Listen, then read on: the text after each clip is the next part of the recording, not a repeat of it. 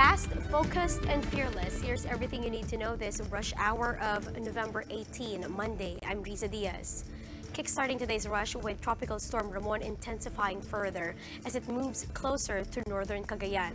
That is why Tropical Cyclone Wind Signal number 2 is now raised over the entire province of Cagayan, including Babuyan Islands, as well as in Apayao, Kalinga, and the northern portion of Isabela. That includes towns of Santa Maria, San Pablo, Bacunacon, Cabangan, Santo Tomas, Quezon, Delfin, Albano, Tumawini, and Divilacan. Classes from preschool to high school are automatically suspended in these areas. Classes in preschool are suspended automatically in areas where signal number 1 is raised. Now, in this case, that includes the rest of Isabela, as well as the towns of Dilasag, Casiguran, and Dinalungan in northern Aurora. Same goes for Batanes, Ilocos Norte, Ilocos Sur, Abra, Mountain Province, and Ifugao. Meanwhile, the Office of the Governor has suspended classes in all levels, both in public and private schools in the entire province of Cagayan. Now, to give us more updates on today's weather, we have with us on the line Mr. Benny Estareja from the Pagasa Weather Forecasting Center. Benny, good morning. Good morning, Rita, and to all the viewers. Benny, we'd like to know, when is Tropical Storm Ramon expected to make landfall in Cagayan? We're seeing that around midnight, Tropical Storm Ramon may have a landfall over the northeastern tip of Cagayan, particularly Santa Ana town. Is he expected to intensify further? We're seeing that Tropical Storm Ramon, even though it has intensified in the last few hours, it is seen to maintain itself as a tropical storm. And upon landfall, it may weaken into a tropical depression because of the entrance of the cold surge from the northeast. Benny, is Ramon also expected to exit PAR soon? Even though we're seeing that this tropical storm is speeding up, is beginning to speed up, we're seeing that it will remain inside our PAR for the next 3 days with the trend of weakening. So we're seeing over West Philippine Sea, it may become a tropical depression and eventually become a low pressure area. Benny, is Ramon also bringing rain? Yes, we're seeing this tropical storm to bring rains, especially over Cagayan and Isabela as of the moment. And in the coming hours or in the next few hours, we're seeing other parts of northern Luzon, especially Apayao, Kalinga, and then eventually Ilocos provinces and Batanes to have moderate to occasionally heavy rains. How about gale warnings? Do we have any? Apart from those under tropical cyclone wind signals number 1 and 2, we're also seeing high waves up to 5.5 meters over Ilocos provinces or over La Union, Pangasinan, as well as other parts of Aurora, Quezon province, Camarines Norte, Camarines Sur, and Catanduanes. Now, you mentioned northern part of Luzon will have a rainy weather. How about the forecast for Metro Manila, Visayas, and Mindanao? For today, over Metro Manila, Southern Luzon, Visayas, Mindanao, partly cloudy to cloudy skies with some localized thunderstorms only, which is not related to Ramon, as well as in the coming days. Lastly, do we have other weather disturbances? Yes, we have a low pressure area that is about to enter our PAR by tomorrow, and this is a low pressure area. And in the next 24 hours, it still has a low chance of becoming a tropical depression. But upon making close contact over central Luzon, we're seeing that it may intensify into a tropical depression. And in that case, it may be named Sara. And other parts of northern, central Luzon, even Metro Manila and Calabarzon will be affected as well. All right, thank you. That was Pagasa weather forecaster Benny Estareja. President Duterte is now threatening to fire Vice President Leni Robredo if she decides to share sensitive state information, particularly the administration's narco list. But as early as now, Robredo has been having a hard time in getting access to this document. Here's the report. In her bid to ask for intelligence reports on anti-drug campaign, Vice President Leni Robredo was met not only with rejection, but this time with a threat from the chief executive. In a TV interview, Duterte said he is ready to fire Robredo the moment she decides to reveal classified information that would jeopardize the security of the state. Before this, Robredo wanted to get her hands on the list of high-value targets from concerned agencies, which would help in her role as co-chairperson of ICAD. PDEA Director Aaron Aquino instantly had some reservations with this request.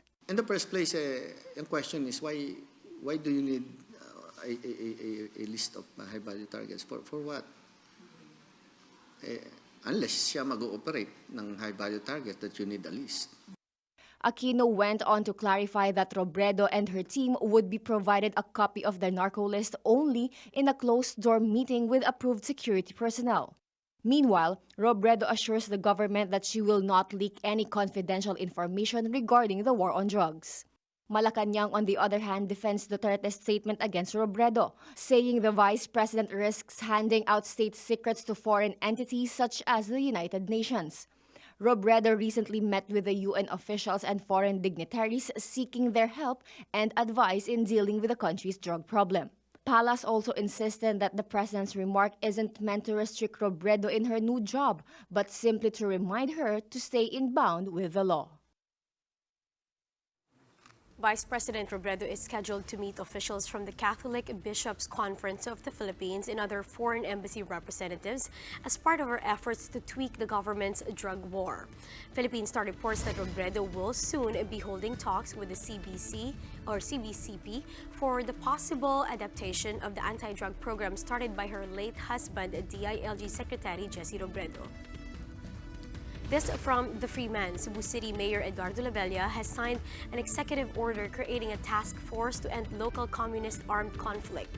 Labella says the task force will be in charge of creating and implementing a peace framework as well as integration policies and programs for surrendered insurgents.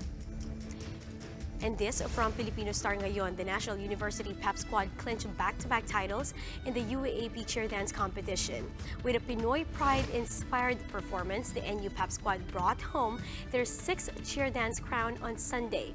Placing first, runner-up was FEU Cheering Squad, followed by the Adamson Pep Squad at third. NU is now at solo second place in UAAP cheer dance history, right behind UST and UP, which are tied at first place with 8 championships apiece. Time now for some quick fire around the nation. The first case of vaping-related lung illness in the Philippines has been recorded. The health department says a 16-year-old girl from Central Visayas was diagnosed with an electronic cigarette or vaping product use-associated lung injury, or EVALI. She just started smoking in March this year. Now, according to the Center for Disease Control and Prevention, most patients diagnosed with EVALI exhibit symptoms like shortness of breath, coughing, or chest pain.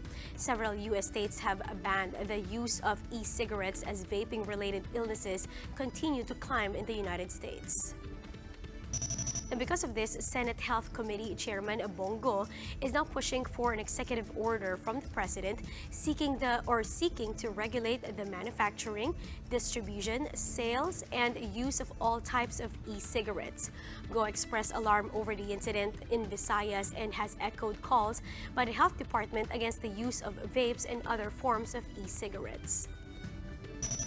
Tech giant Apple is also imposing measures of its own to curb the use of vapes and other electronic cigarettes, especially among minors. Apple has decided to take down mobile apps related to these products in their App Store.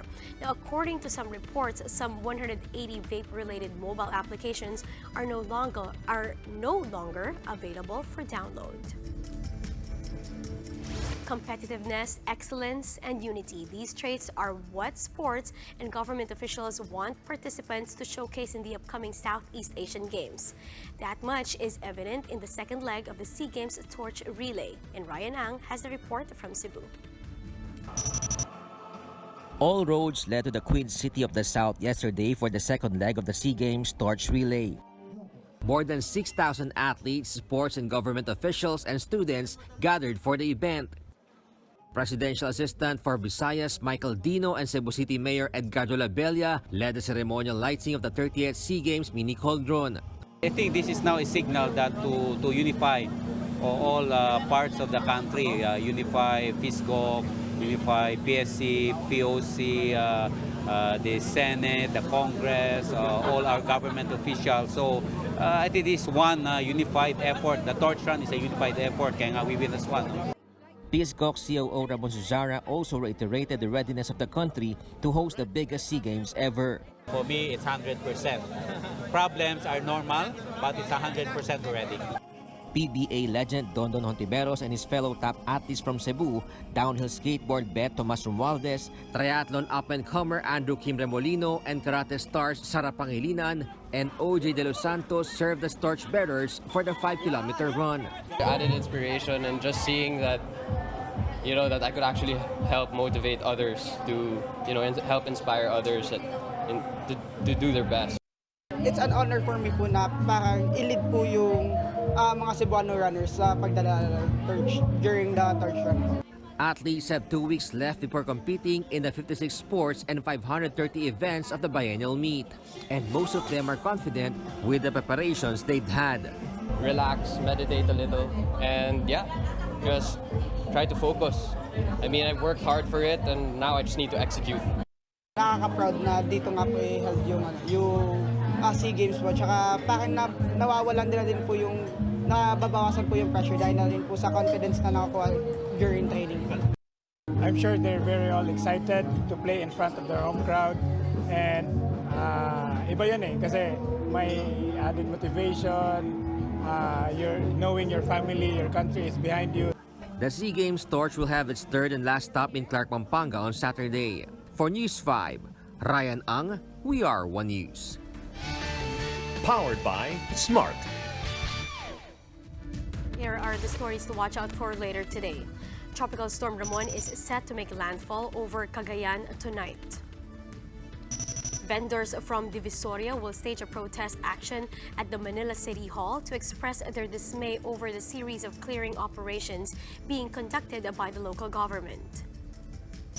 And Gilas Pilipinas men will square off with a visiting team from Taiwan in a friendly match today, 2 weeks before the Southeast Asian Games. And that's how today is shaping up to be. Join us again next time for another round of Rush. I'm Riza Diaz. We are One News.